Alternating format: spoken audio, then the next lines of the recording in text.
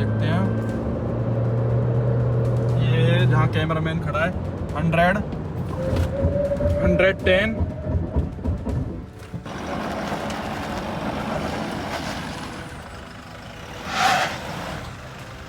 वही बात कहूँगा मैं, अपने पैर पे कुल्हाड़ी मारने वाली चीज़ है फॉर्च्यूनर से ये हरकत करना, क्योंकि ये चीज़ 80-85 या हाई स्पीड पे मुझे अच्छी नहीं लग रही भाई। देखो व्हाट इज दिस मैन, ये बिल्कुल ही नॉनसेंस चीज़ है यार।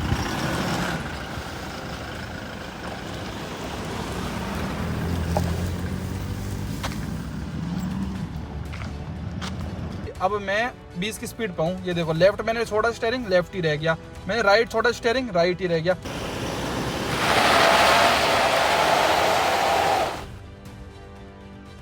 हेलो भाई, मैं उन पवार। आज हमारे साथ है भाई साहब न्यू लेजेंडर 2025 मॉडल 2.8 लीटर का डीजल इंजन आता है भाई। अच्छी बात यह है कि जो इंटरनेशनली लोग, इंडोनेशिया हो गया, ब्राज़ील हो गया, थाईलैंड हो गया, जो वो लोग इसको चला रहे हैं ना भाई, हम भी इंडिया में वही डीजल इंजन को अपने यहाँ एंजॉय कर पा रहे हैं। अच्छा, मैंने इस गाड़ी के आपको फीचर वगैरह दिखा दिए। लोग बाग डिबेट करते रह जाते हैं कि भाई इसमें यार फीचर नहीं है, ये नहीं है, ऑटो सेंसिंग वाइपर नहीं है, दुनिया भर के अटरम सटरम लोग कहते रहते हैं सनरूफ वगैरह की। लेकिन भाई एक फील आती है जब बंदा इसको जाता है ना इसके ऊपर, तो कहीं ना कहीं वो एंथुसियाज्म उसके अंदर ऑटोमेटिकली आ जाती है। क्योंकि अगर किसी भाई को कंफर्ट चाहिए, फैमिली एसयूवी वो देख रहा है ना, तो वो इसके ऊपर नहीं जाएगा, वो भाई साहब इनोवा हाई क्रॉस लेता है। कोई भी आप देख लेना, फैमिली मैन हमेशा हाई क्रॉस के ऊपर आज अपना हाथ रखता है भाई, क्योंकि हाइब्रिड भी है, पेट्रोल वगैरह माइलेज अच्छी मिल जाती है। लेकिन जिस बंदे को चाहिए ना भाई कि मेरे को ड्राइवर्स कार चाहिए, कहीं ना कहीं मेरे को बंदे से ड्राइवर से नहीं चलवानी, वो आज भी फॉर्च्यूनर के ऊपर जाता है।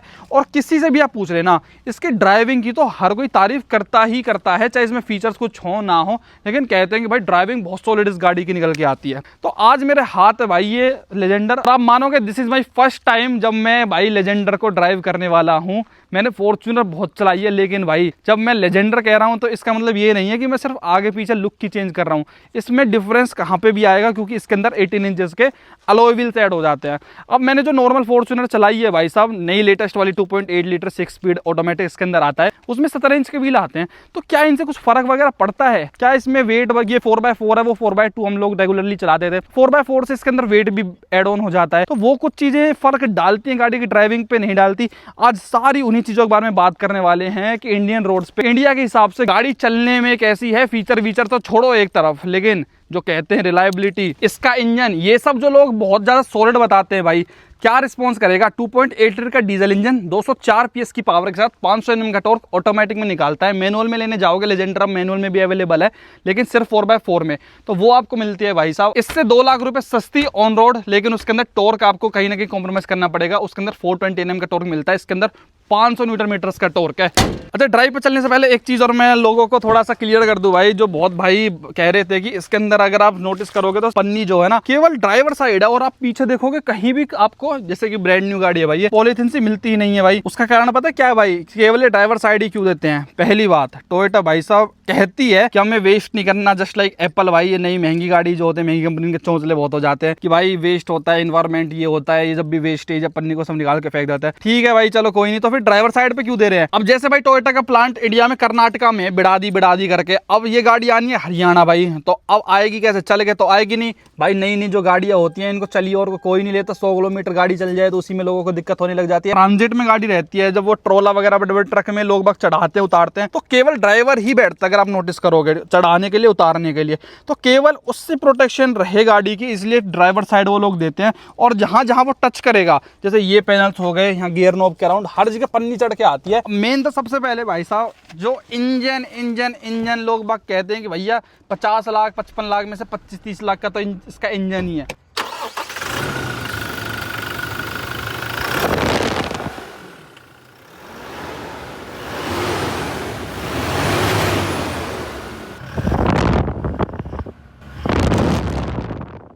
आवाज है भाई, कुछ मजे वाली फील आ जाती है। अच्छा एक चीज देखना, जब भाई पंजा दबाता हूँ पूरी गाड़ी हिल जाती है, देखना पूरी गाड़ी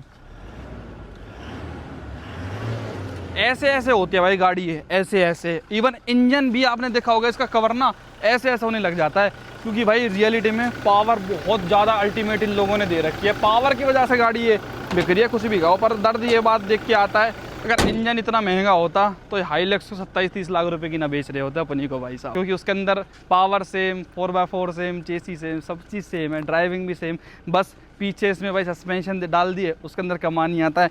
पर कितना यार, छोड़ो भाई, आज मेरे को कुछ देखना ही नहीं है पैसा वैसा कितना है कितना नहीं है, मुझे बस गाड़ी की एज अ प्रोडक्ट गाड़ी की फील देखनी है। आज पैसे को रखेंगे एकदम साइड में। भाई ड्राइव पे चलने से पहले गर्मी इतनी ज़्यादा एक्स्ट्रा हो रखी है भाई, हमने इसकी वेंटिलेटर सीट्स ऑन कर ली, क्योंकि यार मजा आता है भाई वेंटिलेटेड सीट्स का ना, ऐसे जब गर्मी तपक दोपहरी पड़ रही हो ना और बाहर आउटसाइड 37 डिग्री सेल्सियस हो, तो भाई यही बचाते। गाड़ी का एसी वगैरह बहुत परफेक्ट है भाई, और गाड़ी में रिफ्रेशमेंट के लिए भाई सब जब एसी वगैरह चलेगी ना, हालांकि नई गाड़ी खुशबू अलग ही होते हैं, लेकिन उसमें और 4 चांद लगाने के लिए भाई हम तो इनवॉल्व सेंसर्स के ये यूज करते हैं। वैसे तो अभी समर का टाइम चल रहा है भाई, लेकिन हम अपनी गाड़ी में स्प्रिंग वाली फील लेना चाहते हैं, क्योंकि भाई देखो पसीनों से तरमर हो गए हैं बाहर शूट वूट करने में ना, इसलिए भाई थोड़ा सा वाटर स्प्रिंग वाली फील इसमें ऐसे ले आते हैं भाई। तो ये वाला गर्मी से बचने के लिए बेस्ट परफ्यूम है, ऐसे 2 स्प्रे कर दो भाई, गाड़ी पूरी ऐसे महक जाती है ना, एकदम आपको ठंडक ठंडक ताजगी का महसूस होने लग जाता है। तो भाई अब समर आ चुकी है, अपनी गाड़ी को भी मस्त ऐसे ही वाटर स्प्रिंग वगैरह से भर दो और अपने लिए ऑर्डर कर लो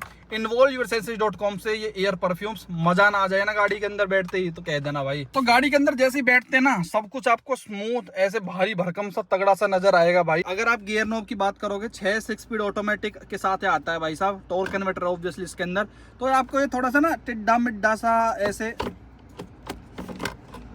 इस तरीके की फील आएगी इसको लगाओगे जब आप, बढ़िया लगता है।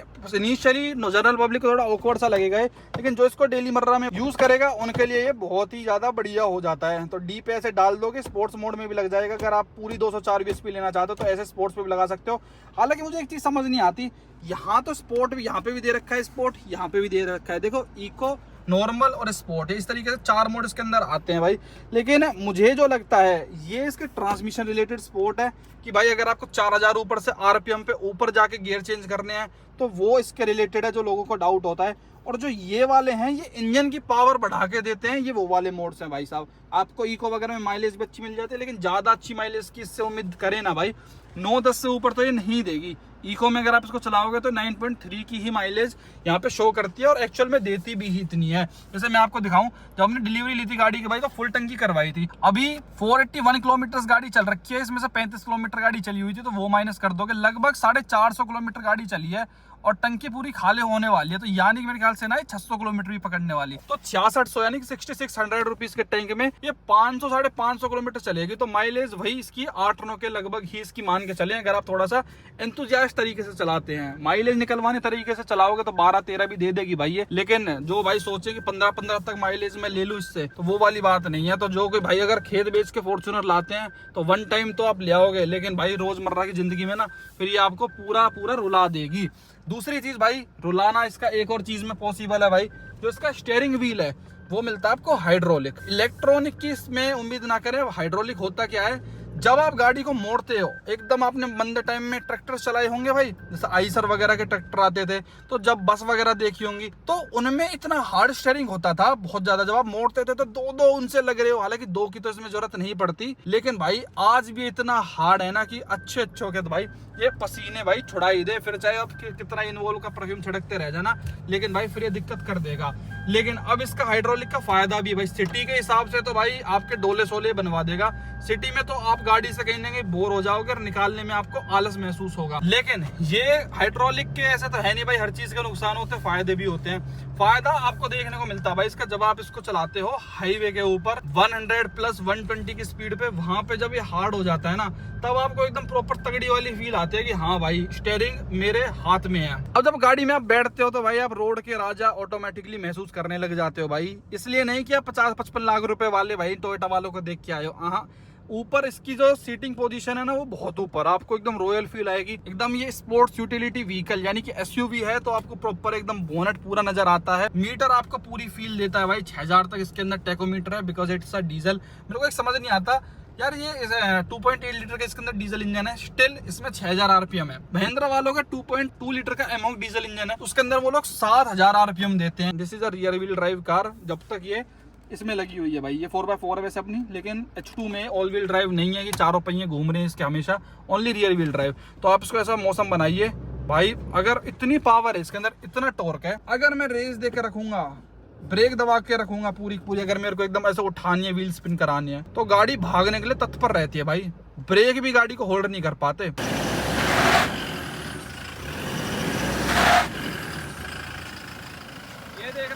चीज़ हो रही है।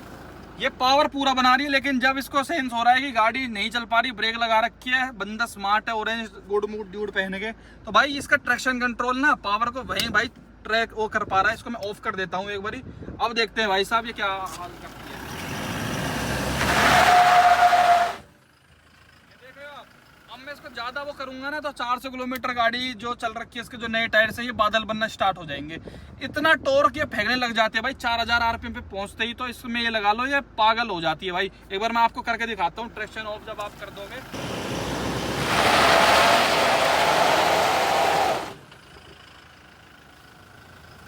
देखो भाई बन गए ना, थोड़े थोड़े से तो बादल बन गए। तो ये जो इसमें बहुत ज़्यादा पावर इन्होंने दे रखी है ना, वो आपको फील भी होती है। तो ये तो नॉर्मली मैं वैसे बता आ जाओ, ये तो मैं वैसे दिखा रहा हूँ भाई आपको, पावर का एक आइडिया दे रहा हूँ। वैसे नॉर्मली कोई बंदा ये सब हरकतें करता नहीं है। नॉर्मली जो बंदा कई बार कर लेता है वो डी पे डाल के ट्रैक्शन को नॉर्मल कर देता हूँ, ऐसे हाई आरपीएम करके और ऐसे पंजे छोड़ देता है। और फिर जो इसकी स्पीड है वो भाई साहब आप खुद देखना, क्या गाड़ी उड़ती है भाई ये। हालांकि G2 200 वो XCV9 ही जैसा 6 सेकंड्स में आप एक्सपेक्ट ना करें, लेकिन भाई बुरा भी नहीं है भाई साहब। इतनी बड़ी SUV के हिसाब से it goes really fast and really well भाई। और इंजन इतना स्मूथ है, इतना रिफाइंड है, यानी कि जो इनका पहले 3000 सीसी का डीजल इंजन आया करता था वो इतना बड़ गेयर हिलना, पूरा वाइब्रेशन आना, स्टीयरिंग में वाइब्रेशन आना, वो इसके अंदर आपको कुछ भी महसूस नहीं होगा भाई। According to Toyota it takes about 13.25 seconds भाई 0 to 100 पहुंचने में, जो कि ठीक है यार। देखो बहुत बड़ी गाड़ी है, वेट लगभग 2800 किलो के लगभग है इसका, तो इतने में ही जाएगी भाई। अब आप इसको ऐसे रॉकेट तो बना नहीं सकते। चलो भाई एक बार वही एंगल पर, बाकी चलो एक बार मैं 0 to 100 करके देखता हूँ भाई। इसका एक्सेलरेशन टेस्ट अपने हिसाब से स्पोर्ट पे लगा दिया भाई, तो लेट्स गो। हाई आरपीएम पे उठाइए भाई मैंने गाड़ी, ये तो 13.25 बता रहे हैं। मैंने नीचे अपना टाइमर चला दिया है भाई। अब ऑटोमेटिक है, इसमें गियर चेंज तो मैं क्या ही करने हैं भाई, लेकिन हाँ ठीक ठाक स्पीड पकड़ लेती है गाड़ी। नीचे टाइमर चल रहा होगा, मेरे ख्याल से 13 से ऊपर चला गया, चली गई भाई 100।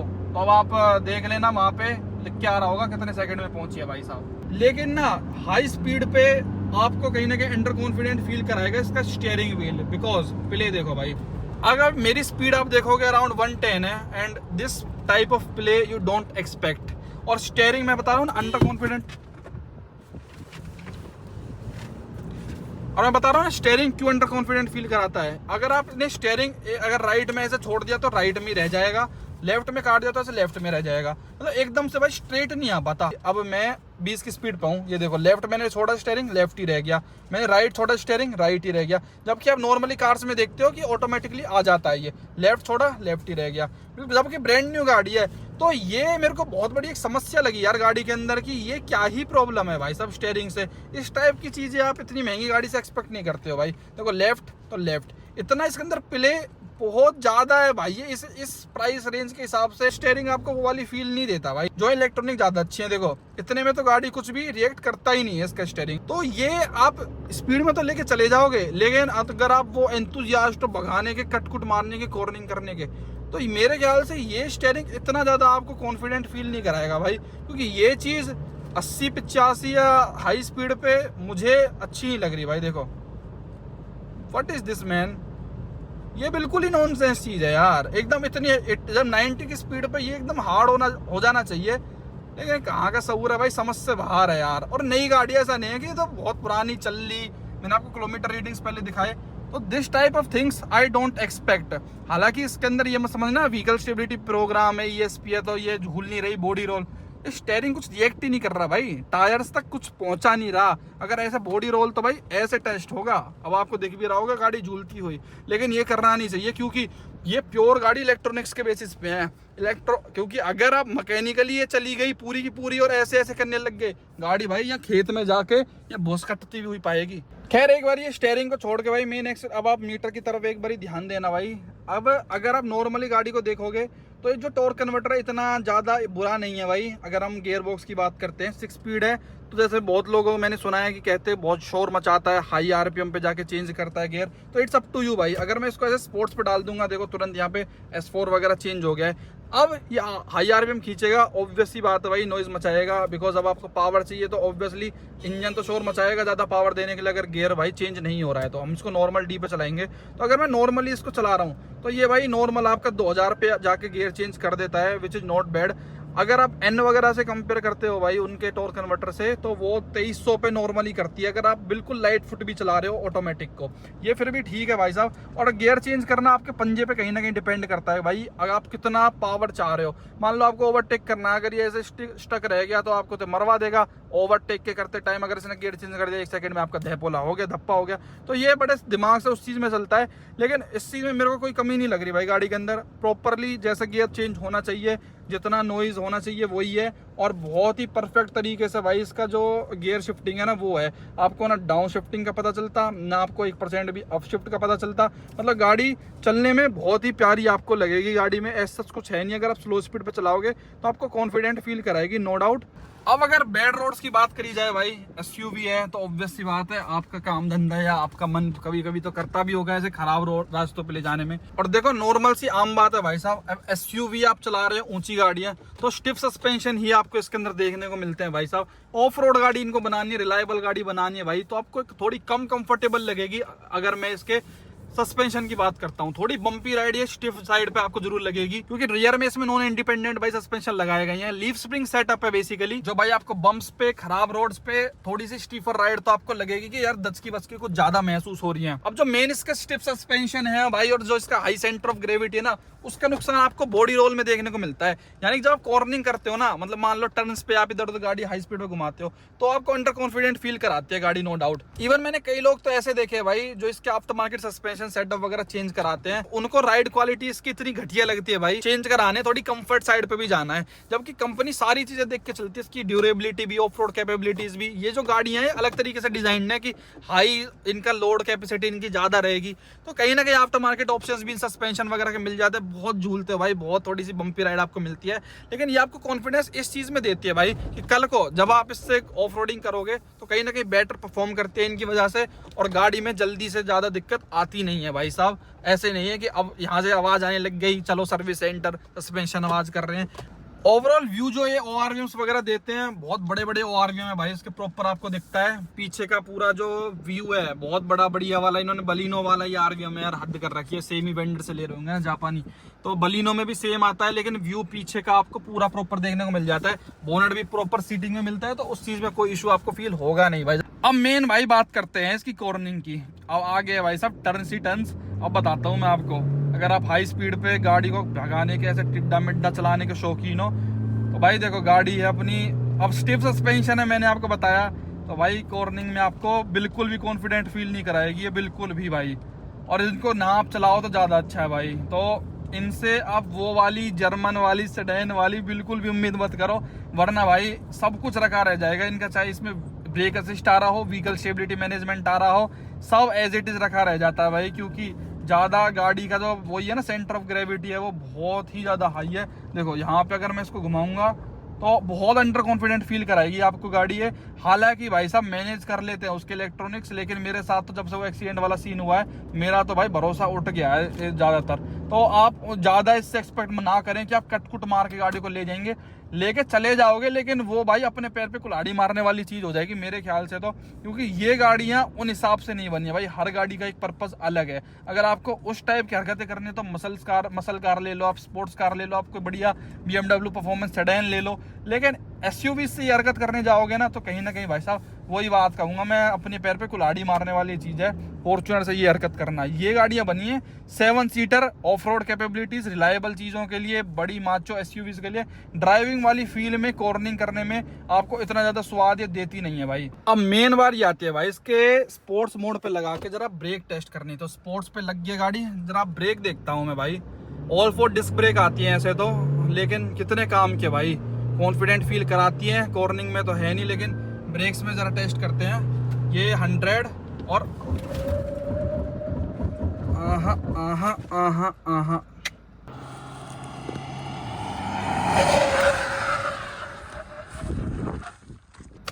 नहीं भाई, हालांकि ABS वर्क्स परफेक्टली, कोई दिक्कत नहीं है। इतनी अच्छी ब्रेक्स आप एक्सपेक्ट इससे नहीं कर सकते भाई।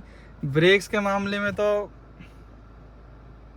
भाई मेरे को भरोसा हो नहीं रहा कि इतनी घटिया ब्रेक कैसे हो सकती है फॉर्च्यूनर की। Let me try one more try. और बाहर वाले एंगल में पेड़ सा भी आ गया था, लेकिन ब्रेक्स के मामले में तो भाई ज्यादा आप भरोसा मत करना है इसके ऊपर, मेरी नजर में तो भाई। बाकी तो सबका देखो ड्राइविंग स्टाइल अलग होता है, कोई किसी नजरिए से देखता है, पर गाड़ी हालांकि इधर उधर नहीं होती कि डिसबैलेंस होके इधर उधर चली गई, लेकिन नहीं है यार वो वाली फील। चलो आपको मैं एक बार दोबारा करके दिखा देता हूँ, और इस बार मैं पूरा खड़ा हो जाऊंगा ब्रेक्स के ऊपर। लो भाई, डी पे डाल दी गाड़ी और लेट्स गो।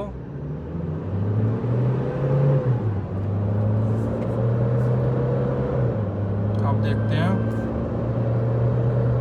ये जहाँ कैमरामैन खड़ा है, 100, 110,